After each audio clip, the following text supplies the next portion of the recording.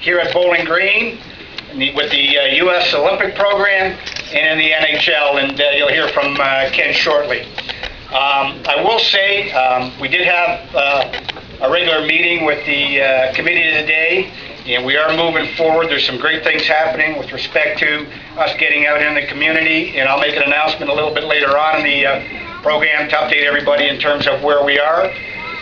But we will ask for your support and continued support. We think it's very important. It's something that is dear to our heart, that we want to make sure that Bowling Green hockey stays here in the community with the alumni and with all the supporters. So I appreciate everybody being here.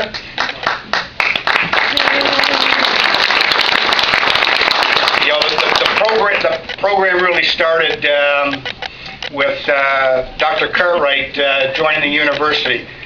President Cartwright became the president of the university in January of 2009 and has been very instrumental in us getting to where we are today, as well as showing the commitment of Bowling Green State University towards the hockey program. It's a pleasure to work with her, and it's my honor to introduce her as the next speaker. So, President Cartwright.